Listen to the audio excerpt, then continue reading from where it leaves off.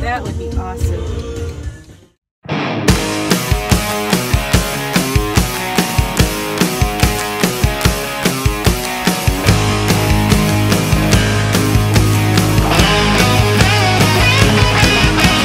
Baby's got plans that don't include the likes of me. Gone without a trace, now I don't have any place to be. Yeah. Me and Dr. Gonzo on the I-15, racing through the desert in a stolen machine, with the devil at the wheel and the law nipping at our heels. I'm Rockin' Right, and we're sitting with the men of Sin City Sinners. There's no men here. I see men, that's all I see. I'm still a boy. Introduce yourselves. I'm Todd. I'm Brent. Nice to meet you. There you go.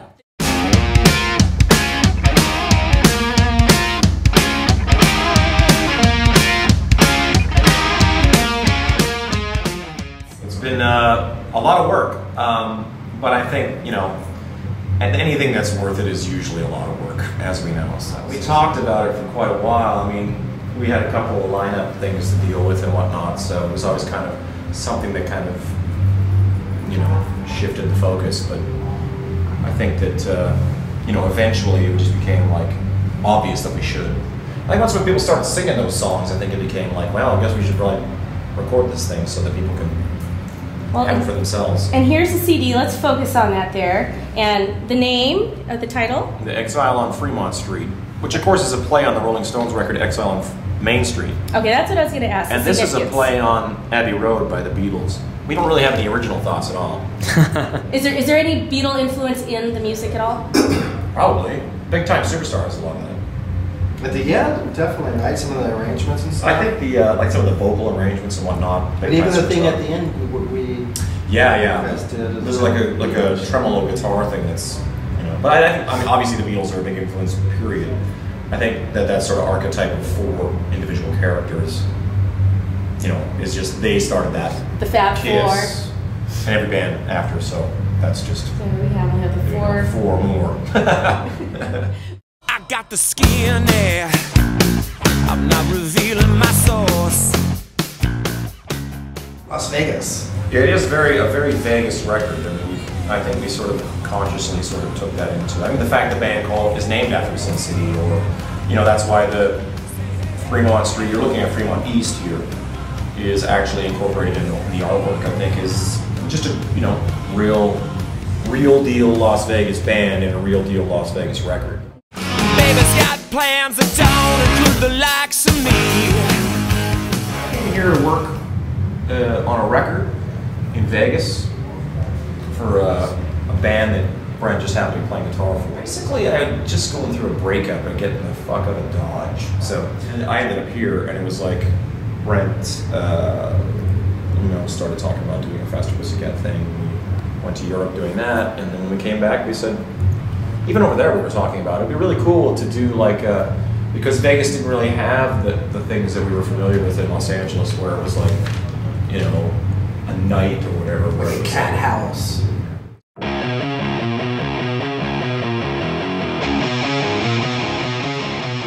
What we did at the dive bar when we started out, that we proved to everybody that you could do a weeknight and make something happen and have like a bit of a scene. At the dive bar, we play every Tuesday, and I remember Nate, even the owner of the dive bar, going, "You guys sure you want to do it on a Tuesday? Nobody's going to come out." And I go, well, I remember, like, from being from LA, the Cat House was on a Tuesday, and I kind of wanted to do something too. And we talked to Todd about, let's go back home and do like somewhere where we jam and have fun and friends with out. friends, opening bands, have a place to play, and like more of a scene where all the musicians in town could come hang out, like a rock scene. And so I definitely think, yeah, by us doing that at the dive bar, it gave other bands. I mean, there's people sort of copying it, you know, there's guys now the format of doing it. Bringing in the special guests. Well, and just doing somewhere, having like a weekly thing. You know, there's other people still trying to do it. After we left the dive bars, finding a bunch of people are trying to do the same sort of thing. You know, so it's a bit of a compliment. You know, the people sort of imitating or doing what you do. So, but yeah, I think we definitely helped kind of like Todd said, jumpstart the rock scene here, you know. I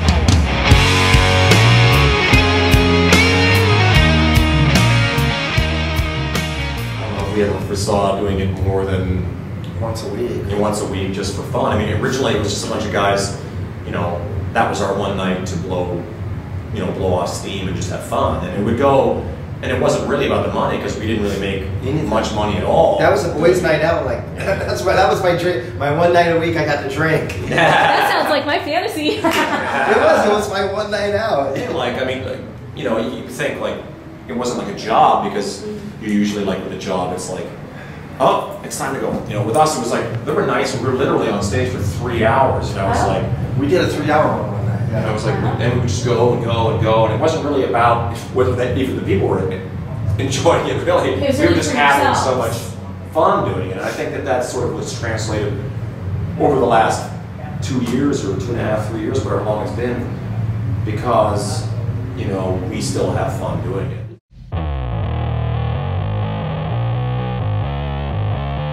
Question is, how do you do it? How do you bring these guys coming in to jam with you guys, or you know, share the stage? That's a company secret. Company secret. If we give that away, you know. Well, Brent being in a national act, touring with a lot of people back in the day, making a lot of connections. So and a lot of it came from that, you know.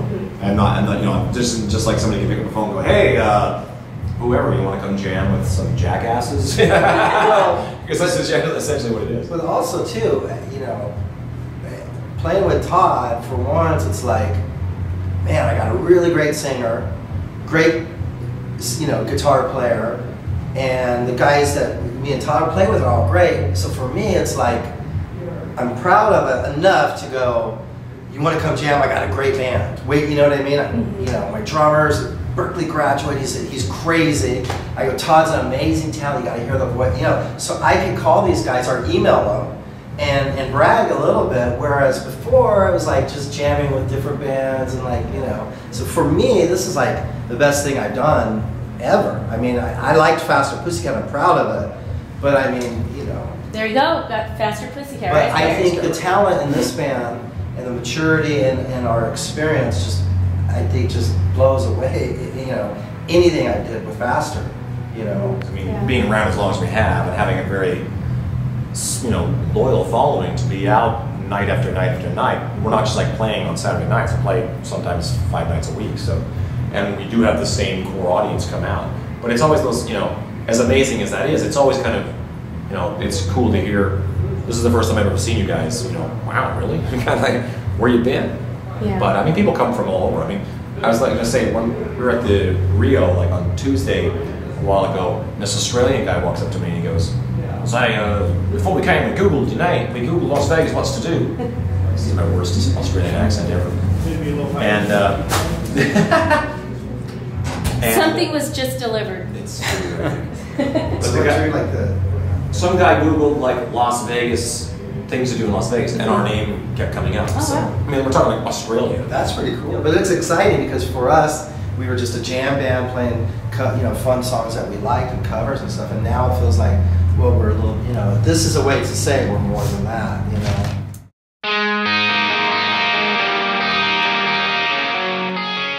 Thoroughly enjoyed the secret show. I was there. I have to say, I really enjoyed "Got a Girl." Yeah. It's different than the other songs. It's I'd definitely say. What I said was Black like, Sheep. I was like, this album needs a Gene Simmons song. You know, I was kind of like I hate to say it, but like things like Kiss's new Sonic Boom record was a real kick in the pants for me. I was like, well, if they're gonna make a fucking record, we should make a record. And then, you know, as I was listening, it's like I kind of like, if you come and see us live, you see all four of those personalities. You know what I mean? Where sometimes on a CD, it's like, you know, it's the singer guy and the band. You know what I mean? And it's like the singer is evoking most of the character of the record, just because everybody listens to the singer. But I wanted to make sure that the Sin City Sinners comes across. You got your secret guitar pick in there. Wow. We're so kissed. We got fucking gear in there. They all come with a guitar. It should come on with some lick tattoos and shit. There you go. I would wear the glitter, you know, Sin City Sinner tattoo right there. I'd say "Got a Girl" definitely had a lot of testosterone in it. It has that. Well, that's because it's Ellis. I mean, you know, mostly I like having that. I mean, Brent's input was in things like Big Time Superstar and stuff like that. So, I mean, I really think that the next record will actually be like way more collaborative, which I would really want. We have a lot of these to sell first. Yeah. See what we can do. I mean, it might take us a year and a half to empty the garage. A year and a half to try to move some of these. Give me some CDs. I'll stick them in my garage, open it up, start making. Yeah, start like a yard sale. There we go. All right. Is this available at Best Buy? No, it's in my garage. Come on down. But yeah, it's cool. Awesome. It's like, you know, it's like, wow, it's here. It is here finally. It's kind of exciting, you know. Is it gonna feel like one big party for you? Well, it's just hitting me right now. I'm kind of like holding it. And I'm like, this is pretty cool. It's actually here, you know. Yeah. Yeah. Well, we've all been waiting. Because it has been, like Todd said, it's been a lot of talk about it. I mean, and the plans have gotten messed up before, where we were like planning to do it, and like Todd said, you know, lineup change in the band or something, and you know, and out of our control, some frustrating stuff, you know. But in a weird way, it's you know, I'm not really big on sort of like it was meant to be this way, but in reality, I'm glad this is the record, and I'm glad it's these four guys. Yeah. I mean, this is my favorite lineup of the band, and it's been like really, you know, we did our best to try and capture that on stage in that. Yeah. I think, you know, I'm hoping that they like the songs, and I think that's what it comes down to is, you know, if you like the songs, you'll like the CD. Do you guys have a favorite, each of you, on the album? Favorite song? Mm-hmm. I think Ariana Incomplete. Ladies and gentlemen, Michael Ellis. Hey, just The make sure, doctor make has sure when you mention my arrived. name, Michael you say Ellis. good things. Yeah, What's up? Hey. We're just want to say interviewing. good luck. We want to say What is he hello. saying? Yeah, just want to say good luck. We're all counting on you. Good to see you. To me, it's always fascinating, you know, how far-reaching or even more so, half the reason this band is still going, and even when it carried on from the dive bar to the casinos and everything, was the fact that people were so into it. You know what I mean? I think if, you know, to us, it would be just do it every Tuesday night and have fun at a dive bar and be fun with it. But the fact that people were so into it, I think, you know, for us, really makes it kind of like, well, we have to do it now. Yeah, there's a demand. We have to fight. We have to keep going, and we have to keep playing. We have to make CDs, but this being the first one, we'll see how they react to that. And I'm assuming it'll lead to another. And there's videos coming. We're doing a DVD. There's all kinds of things coming. So Very good. And thank God you didn't make anybody make 10 years for that. Chinese democracy. That's right. That's right. Well, thank you very much. So thank you. And we will see you next time on Sugar Buzz. Peace out. Peace out. Sister Morphine, take me in your arms and tell me I won't feel a thing. I'm calling Sister Novocaine.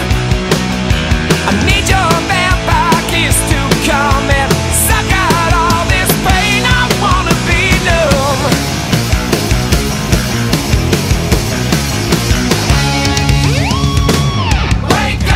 Wake me when it's over. Get down. Singing in the pain.